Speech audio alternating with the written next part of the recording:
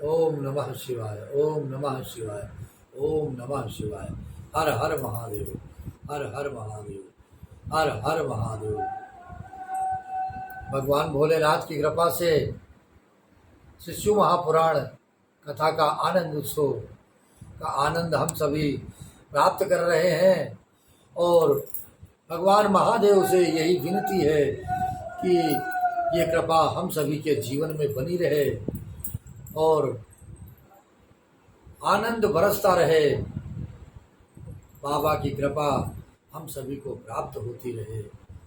आज के इस कथाक्रम में कार्तिक मास में देवताओं का यजन पूजन समस्त भोगों को देने वाला है, व्याधियों को हरने वाला तथा भूतों और ग्रहों का विनाश करने वाला है।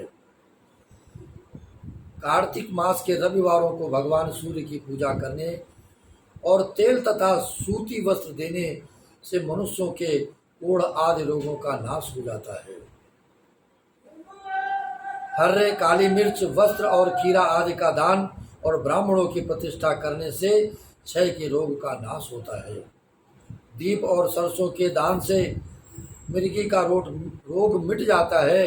कृतिका नक्षत्र से युक्त सोमवारों को किया हुआ शिव जी का पूजन मनुष्यों के महान दारिद्र्य को मिटा देने वाला और संपूर्ण संपत्तियों को देने वाला है। घर की आवश्यक सामग्रियों के साथ ग्रह और नक्षत्र, ग्रह और क्षेत्र आदि का दान करने से भी उस उक्त फल की प्राप्ति होती है।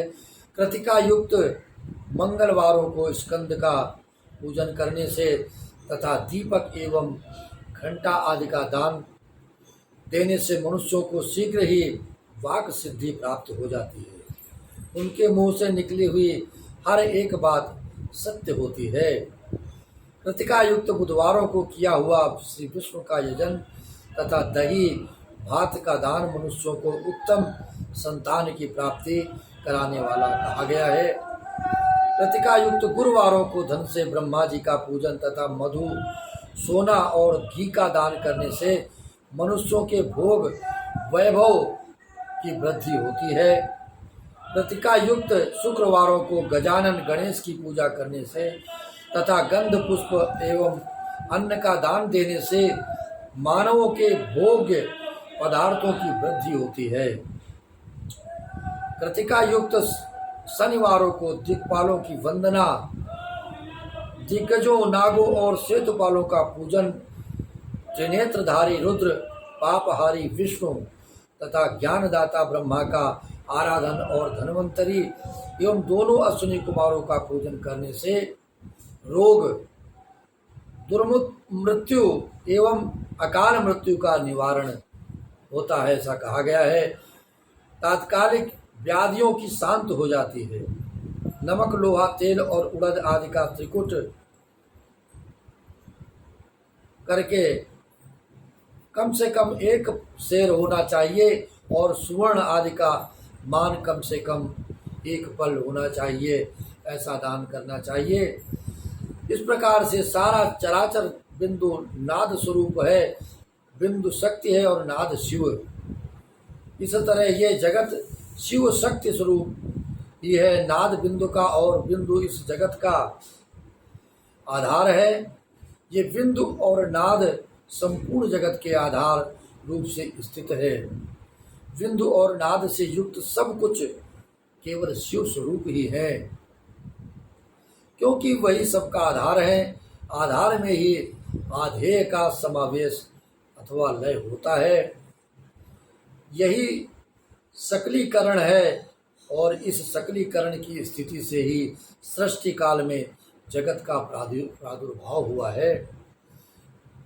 शिवलिंग बिंदु नाद स्वरूप है, अतः उसे जगत का कारण बताया गया है। बिंदु देव है और नाद शिव है। इन दोनों का संयुक्त रूप ही शिवलिंग कहा गया है। अतः जन्म के संकट से छुटकारा पाने के लिए शिवलिंग की पूजा अति उत्तम बताई गई है। जन्म के संकट से छुटकारा पाने के लिए ही इस प्रकार हम सभी शिवलिंग की पूजा करते हैं। बिंदु रूपा देवी उमा माता हैं और नाद स्वरूप भगवान शिव पिता हैं। इन माता पिता के पूजित होने से परमानंद की ही प्राप्ति होती है। अतः परमानंद का लाभ लेने के लिए शिवलिंग का विशेष रूप से पूजन करें। देवी उमा जगत की माता हैं और भगवान शिव जगत के पिता कहे गए हैं। जो इनकी सेवा करता है उस पुत्र पर इन दोनों माता पिता की कृपा नित्य अधिकाधिक बढ़ती रहती है। नित्य पूजन से नित्य कृपा बढ़ती रहती है।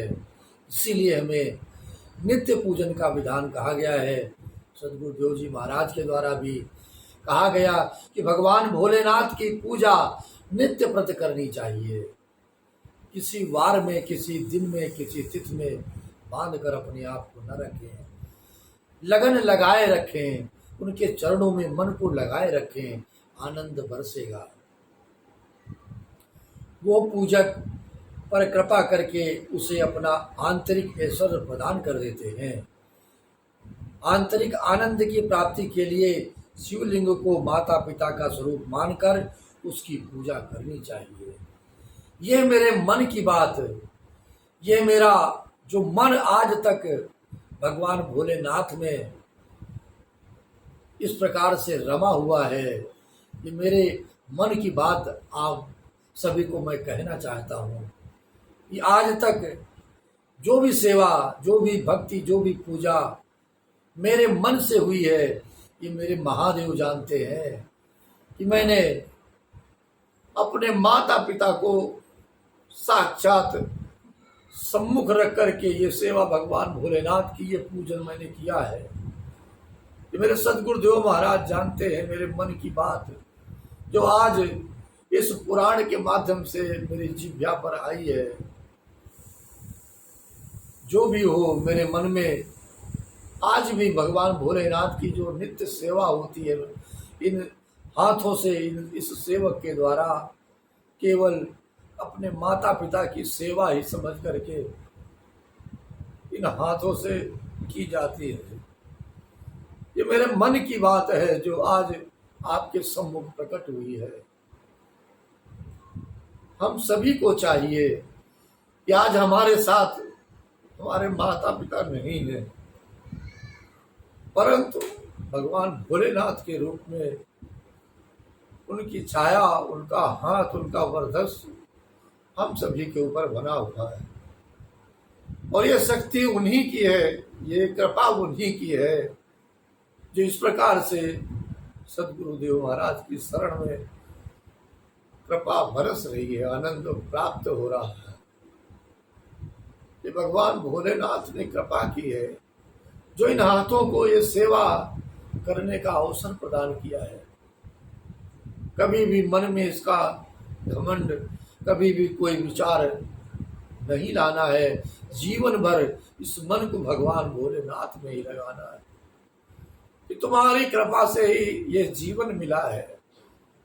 जिन माता पिता ने हमें ये जीवन दिया है, इस सर्वस्व सारा जीवन आपकी सेवा में, आपके चरणों में निछावर करना है, लगन लगाए रखना है। हर हर महादेव, हर हर महादेव।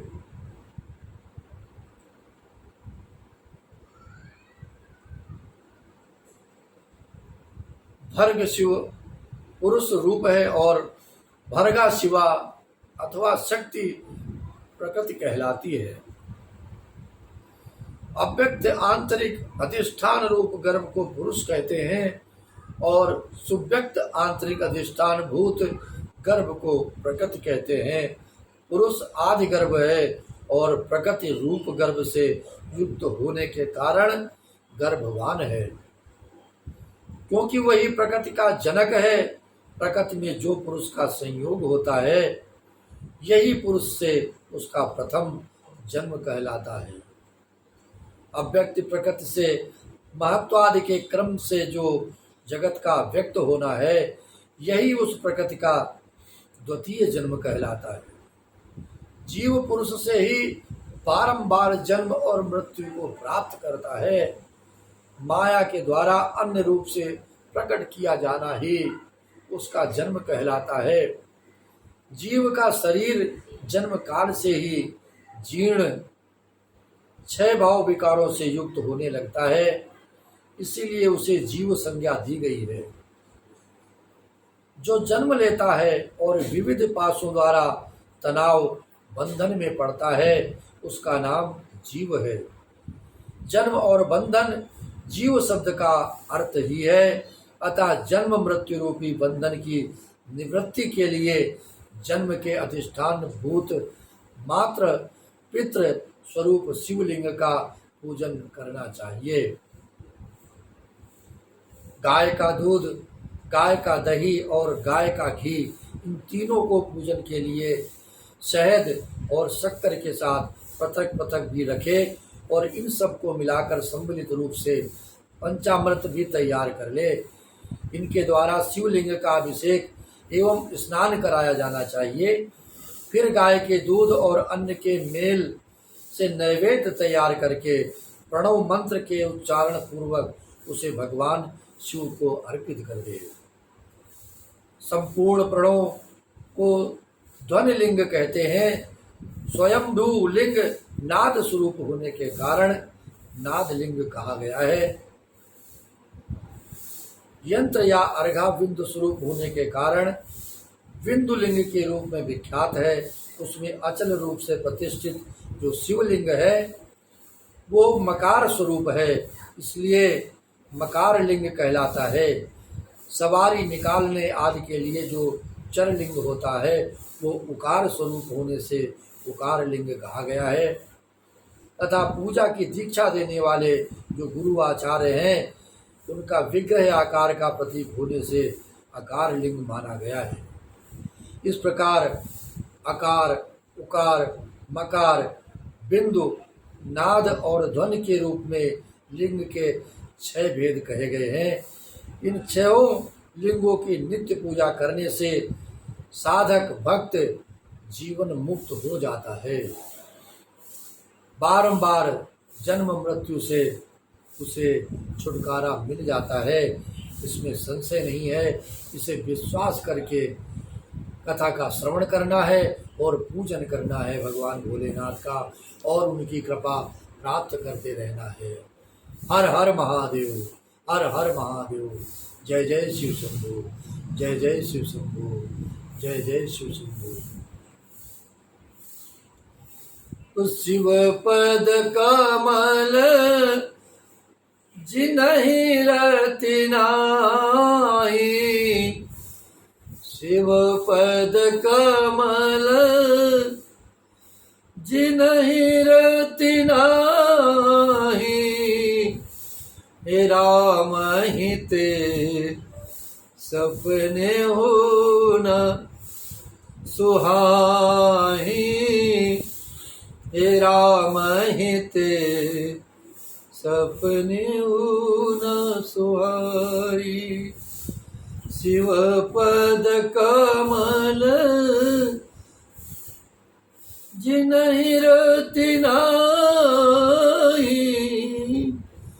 हे राम हिते सपने हो न सुहाई, हे राम हिते सपने हो न सुहाई।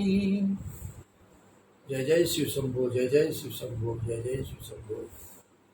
तो बंधुओं, बारंबार निवेदन, इस भक्ति के प्रसाद को, इस भगवान भोलेनाथ को प्रसाद को अधिक से अधिक लोगों तक पहुंचाते रहे और सभी को इस कृपा का पात्र बनाते रहें, उनकी दया प्राप्त कराते रहें। चैनल को भी सब्सक्राइब करते रहे, अधिक से अधिक भक्तों तक ये कृपा पहुंचती रहे, यही मन की कामना है और यही निवेदन है। हर हर महादेव, हर हर महादेव, हर हर महादेव।